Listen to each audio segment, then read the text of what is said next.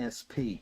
And every time I get to the acronym MSP, I always my mind just goes blank. Managed Service Provider. That's right. Always. And we're technically an MSSP to make it even more confusing. So Managed Security and Services Provider. Yeah. What can we take from this question? How do we unpack this question for our different size small businesses in our community? Two Fish works with auto dealers, dentists, just a very wide range of different clients. How do you see your clients tackling this piece? Yeah, I think so. There's kind of like a framework to kind of decide if you're at the point where you need IT services. Of course, I'm biased, and I think everybody does because I see the value every day for our customers. But one of the warning signs, I guess, or things to look for, if it's time to outsource or not, would be like if you have frequent issues or downtime, right? So that would be one thing that I would look for. If you have a key system that crashes all the time, or a server that probably is way out of date and covered in an inch of dust and nobody wants to touch it because they're scared of it, stuff like that. I think that's kind of a good kind of teller of hardware. Like hardware downtime issues, stuff like that. So. I wouldn't think about it that way. I would have thought that it would be like integrations and like, I don't know, making sure that you have proper antivirus or things like that. That would be where you start. And maybe that's part of it and the reason why your hardware starts to decrease in its efficiency or how quickly it runs. Well, I think, to go to another point, like, it's kind of counterintuitive, but if you partner with an IT provider, sometimes your IT costs, like your actual realized cost, goes down. So one of the things that you can see if you don't have somebody there who has the expertise, which is another thing, like if you don't have anybody that has in-house expertise, we can get to that in a minute, your costs can actually skyrocket because you're paying maybe a software vendor, or you're paying Dell premium support, or you're paying, you know what I mean? Like, okay, and that's incredibly expensive versus what like our hourly rate would be, or our contract rate, which we have some contracts that that rate is all in, it's all covered, so you don't even have to worry about it. So we can actually help kind of manage costs, give you a predictable cost, something to budget around. And that's, we've done quite a few episodes on budgeting and trying to find that 3%, 5% place. I know Robert and I tried to go over that quite a bit, and it's a tough one because everyone's going to have a different idea of how they should spend their money in their small business. But what I'm hearing you say is that you're starting to see anomalies in how much you're spending, or if you keep seeing that spending ratchet up all the time, and that's where keeping dedicated records throughout the month is going to help you. Yeah, absolutely. We got another one, Robert, if you want to take that one. That's a good one for you, I think. So.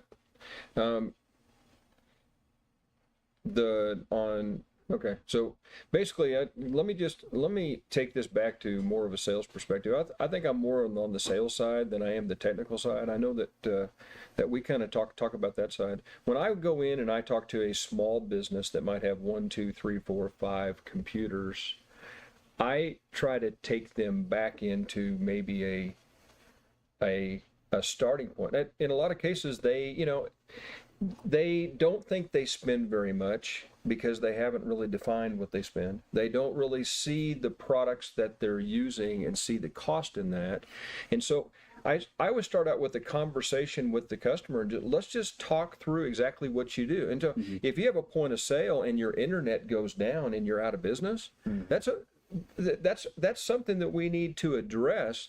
And so the way that I kind of look at this is I try to say, okay, so where do you think that you are now? Let's figure out where you are now, because there's a lot of expenses that you might not be looking at or seeing, kind of like what Josh had just addressed. But I kind of look at it as, let's just start out with something I do this a lot, and we'll start off with what I consider to be the most important thing is just let's get your data on your bookkeeping software backed up. Yeah, backups.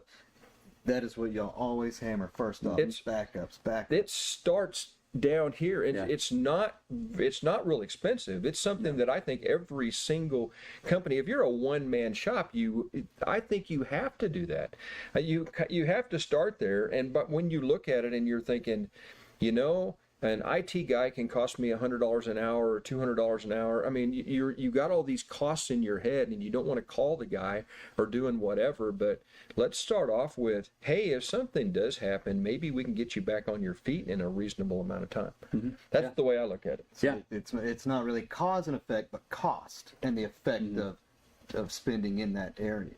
I mean, your point of a sole proprietor and just their machine that's it for them. And so if you don't have it backed up, how would you ever be able to put something back together?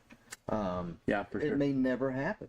And I run across people all the time that have, they'll say, well, I don't need your, whole security suite because, like a realtor, for instance, right? If they're out there by themselves, they have a laptop or an iPad or something, and they're like, oh, everything's on the cloud, I don't need backups, I don't need all this stuff, right? We get it all the time. But it's really like what would you do in case of like your laptop not booting up tomorrow, right?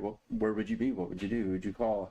Or just the security concerns in general of like what happens if you get an email with a bad link in it, right? Or something like that. Like, do you even know who to call? Like, do you know what your procedure would be?